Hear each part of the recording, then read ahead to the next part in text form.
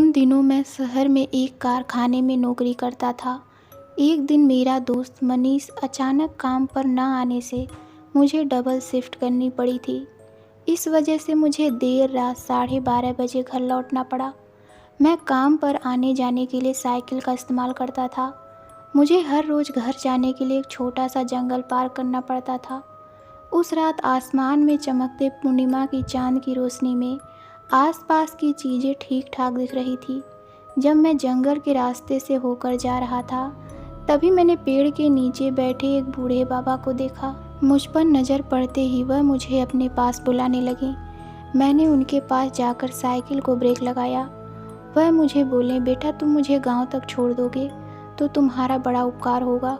मैंने पूछा, चाचा आप इतनी रात गए सुनसान जंगल में क्या कर रहे हो? वह बोले, मैं यहाँ नया हूँ, गांव में जाना चाहता हूँ, परंतु रास्ता भटकने की वजह से कुछ समझ नहीं आ रहा है। मैंने उस रहस्यमय बूढ़े को साइकिल की पिछली सीट पर बिठा लिया और गांव की ओर चल दिया। बहुत देर तक साइकिल पर बैठे बुजुर्ग व्यक्ति कुछ बोल नहीं रहे थे, तो मैंने ही पूछ लिया, चाचा आपने अपना नाम नहीं बताया। वह बोले, मेरा नाम जमान उल्फत मतवाला है। नाम बताते वक्त उनकी आवाज़ किसी जवान आदमी की तरह भारी सुनाई दी, पर मैंने उस पर ज़्यादा ध्यान नहीं दिया। फिर घर जाने की जल्दी में मैंने साइकिल की स्पीड तेज कर दी, पर अचानक मुझे साइकिल का पैडल मारने में मुश्किल होने लगा, जैसे कि साइकिल पर 2 नहीं बल्कि 4 आदमी बैठे हों। अचानक बढ़ने वाले वजन की वजह से मुझे थकावट महसूस होने लगी। मैं बस साइकिल रोक ही रहा था कि साइकिल फिर से हल्की हो गई, मानो साइकिल पर मौजूद सारा वजन हवा में उड़ गया हो। अचानक इतना हल्का महसूस हो रहा था, इसलिए मैंने एक नज़र पीछे मुड़कर चाचा को देखा तो मैं चौंक गया, क्योंकि चाचा साइकिल पे नहीं थे तो अचानक कहाँ गायब हो गए। ये सोच सोचकर मुझे डर लगने लगा, क्योंकि अगर वो कहीं रास्ते में या किसी गड्ढे में गिर गए होंगे तो मेरे लिए मुसीबत हो जाएगी। इसलिए मैंने साइकिल को यू टर्न मार के घुमा ली और हर मुमकिन जगह देखा, पर मुझे वह कहीं नहीं दिखे। लेकिन वापस आते मुझे दूर से ही दिखा कि एक बड़े से बरगद के पेड़ के नीचे कोई आदमी घुटनों में सिर छुपा कर बैठा है। मैंने उसे दूर से ही आवाज़ दी, जमाल चाचा आप हो क्या वहाँ पर?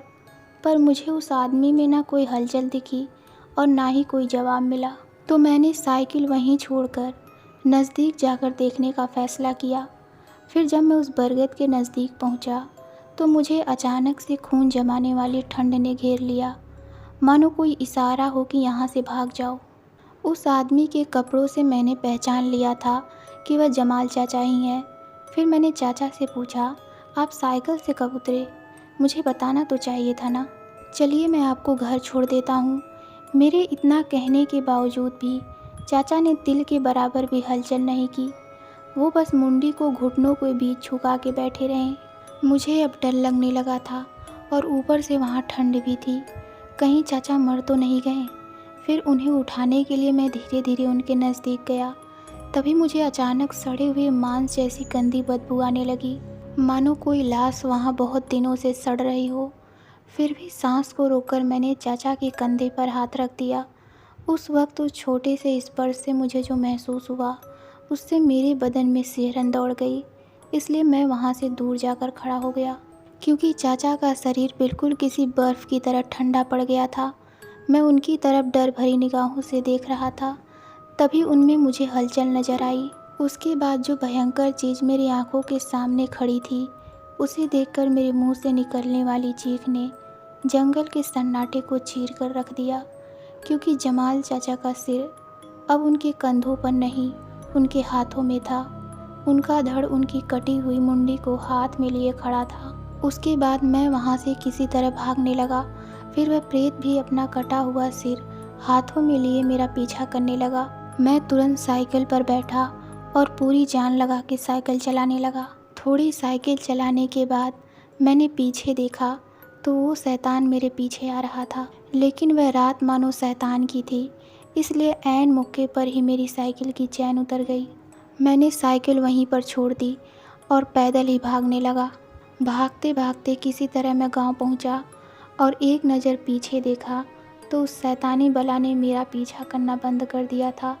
वह भयानक बरगद का शैतान मुझे देखता ही रहा, क्योंकि गांव के अंदर एक हनुमान जी का मंदिर था और उस शैतान में इतनी ताकत नहीं थी कि वो वहाँ कदम रख सके।